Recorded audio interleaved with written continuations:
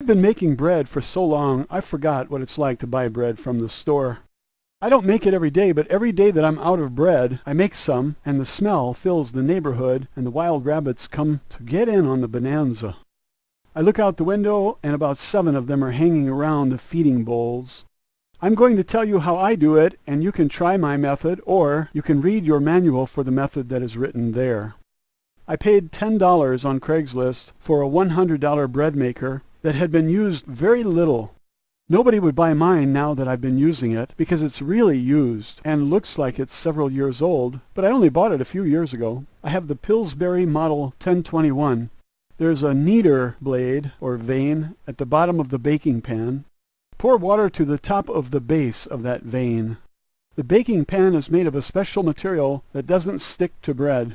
When the bread is done, you turn the baking pan upside down and pop it out. I used to use power tools, but with the silicone baking pans, it's not necessary. You don't even have to get a crowbar to get your bread out. If you already have a bread maker, then maybe you already know how high the water should go. On top of the water, pour 1 tablespoon of instant yeast. If you buy yeast in the grocery store, the price is very high on small quantities, so I purchase it on Amazon.com. I bought about $25 worth of instant yeast. It's called SAF Instant. SAF-Instant, I-N-S-T-A-N-T, and it comes from Mexico. They come in 16-ounce vacuum bags, and I store them in the refrigerator. You need some sugar, so I add that right on top of the yeast, which is floating on top of the water. The sugar takes the yeast to the bottom of the water, and that's a good thing. Use honey if you want, and some people like to add some milk. Now the yeast have everything they like, water and sugar. They're pretty simple. If you want, you can go away for half an hour and let the yeast dance with the sugar and have yeast fun. All it will do is grow, and your bread will be fluffier. I hate when people pick up a piece of bread and ask, "Is this bread or gold?" People always laugh at you. Don't worry about the temperature of the water. The automatic bread maker will take care of that. Add several cups of flour. I count 7. But if you're just learning how to make bread, you want to either add some and let the bread maker mix it up, or just follow the instructions to the letter for the first 50 loaves. After a while, you'll develop your own way of making bread. I failed on the first 1,000 tries, and I had to eat my mistakes. It's insulting when you offer wild rabbits bread and they say, "Heck no." I've improved, and now they like my bread. They ask, "Are you the same guy that lived here before?" I say, No, that guy moved. I'm the new guy." And they say, "Your bread is much better than his." And I say, "Oh, he made bread, did he?" They say, "Yeah, and it was lousy." Rabbits, what do they know about bread? If the dough is gooey, add more flour. If it's like an earlobe, put some in your ear. Can you hear? I said, can you hear me? Take the bread out of your ear. Okay, it has the consistency of an earlobe, so I think it's okay. I put in 2 tablespoons of butter and then add salt on top of the butter because those 2 flavors should be married. So should I, but I can't stand being kicked around by a woman. I add the butter as the dough is mixing because I want the butter to smear on the walls of the container so the bread dough doesn't stick to it. One good tip though, take the container out of the bread maker to mix it up once you have the water, yeast, salt, and flour added. If you turn on the bread maker and let it mix the water and flour, it will splash the flour out of the container and you'll get it all over the heating element, and then the house will fill with the smell of burnt flour. The smoke alarms will go off and the fire department will appear outside your kitchen window and the fireman will say, "You again? I thought we told you to stop cooking French fries." And then you'll say, "I'm not cooking French fries this time, I'm cooking bread." There's no fire. It's just flour that's splashed out of the mixing bowl. Then they get real friendly because they smell the bread. To avoid splashing the flour and water out before they've mixed up enough to be stable, it's better to grab the handle and hang the container at your side and swing it clockwise and then counterclockwise until the water and flour have mixed up a bit. Then put it back into the bread maker, lock it into position, and plug it in. There are only 2 buttons to push, select and start, and Bob's your uncle. That's all there is to it, mate. Medium is 1 push of the button and dark is 2. Since I don't use the bread maker to cook the bread, it doesn't matter. I don't cook the bread in the bread maker because I don't like the way it comes out. It's so dense that you could hurl it at a knight and knock him off the horse. Word travels to the queen and you get knighted. From then on, everyone calls you sir. I don't want to be called sir. I just want my bread to weigh less than gold for the same volume. Gold weighs 19 times as much as water.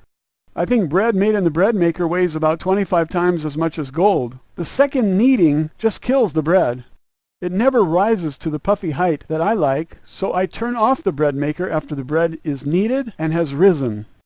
I put it in a warm oven, but I like a lot of crust on top, so I tip the bread maker container over into a silicone cooking pan and leave the oven on warm. As the bread rises, it will spill over into the silicone pan, and I'll have all the crust I want. The wild rabbits fight over homemade bread, but they don't eat gooey bread. They like the crust, too. Total kneading time is about 15 minutes, I think. I preheat the oven to warm, which is about 110 degrees Fahrenheit. I don't want to kill the yeast. The ideal temperature for yeast is 104 degrees, just like a high fever for us. But since it's in a container and the air temperature doesn't reach most of the yeast, I can get the yeast to rise fairly well, even if the oven temperature is too high for the yeast critter. Yeast eats sugar, and the chemical reaction gives off carbon dioxide, and if the bread has gluten, the carbon dioxide is trapped and your bread rises. Alcohol is formed, but it is baked away, so you never smell alcohol ever. It smells like beer when the dough is rising. When that bread starts cooking, it's very dangerous, and you could get killed. Family members smell bread baking, and they become aggressive wild animals. Some will even lay claim to the first piece as soon as that loaf comes out of the oven. And if you want to study our animal nature, just put a loaf of homemade bread in the oven and start the cameras rolling. A civilized household becomes a wild animal zoo. Screaming chimps fighting over food that isn't even done yet, but you can't blame them. The smell is so great. Hot bread coming out of the oven could corrupt Congress if they weren't already corrupt. It could cause nations to go to war without any oil in the ground or water resources. If you cook in the bread maker, it takes 3 hours and 45 minutes. But if you take it out and put the can in the oven, you can be eating bread in much less time. About 15 minutes for kneading, 1 hour of rising time, and 20 minutes of baking time. 1 hour, 35 minutes is better than 3 hours, 45 minutes, isn't it? You save 2 hours and 10 minutes. When you want bread, you want it now, not in 4 hours. That's too long to wait. Let it rise once, not twice. It's very good. You don't need the second rise. And the bread maker is built for kneading bread, not designed for maximum crust. Don't get me wrong, the bread maker is a wonderful invention, and I've been using them for a long time. I just found that letting the loaf rise in the oven for an hour and skipping the second rise is wise, and this is what I advise. Once you realize that it gives you control over the size of the rise, and you're not limited to what the designers of the bread maker have devised, then you want the prize of the high loaf rise, and the admiration and love in everyone's eyes. Once it's puffy enough to please you, you crank up the heat to 350 degrees Fahrenheit and bake the bread right there until members of your family are killing each other over the smell of baking bread. Another good tip, leave the butter out at room temperature when you start. Butter should be soft when you put it on bread. It's about 20 minutes baking time, but I just wait for the smell and go check. If the top is deep brown, I'll put on the oven mittens and grab my trophy, cut the top off, and smear butter all over it and eat it. The oven is a better way to go for rising and baking. I never do anything the way it's supposed to be done. I think outside the terrarium, and I think everyone should look for the hole in the fence and make a break for freedom of your own mind. Thanks for listening. How to make homemade bread. I've been making bread for so long, I forgot what it's like to buy bread from the store. I don't make it every day, but every day that I'm out of bread, I make some, and the smell fills the neighborhood, and the wild rabbits come to get in on the bonanza. I look out the window, and about 7 of them are hanging around the feeding bowls. I'm going to tell you how I do it, and you can try my method, or you can read your manual for the method that is written there.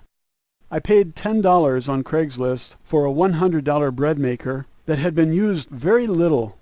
Nobody would buy mine now that I've been using it because it's really used and looks like it's several years old, but I only bought it a few years ago. I have the Pillsbury Model 1021. There's a kneader blade or vane at the bottom of the baking pan. Pour water to the top of the base of that vane. The baking pan is made of a special material that doesn't stick to bread. When the bread is done, you turn the baking pan upside down and pop it out. I used to use power tools, but with the silicone baking pans, it's not necessary. You don't even have to get a crowbar to get your bread out. If you already have a bread maker, then maybe you already know how high the water should go. On top of the water, pour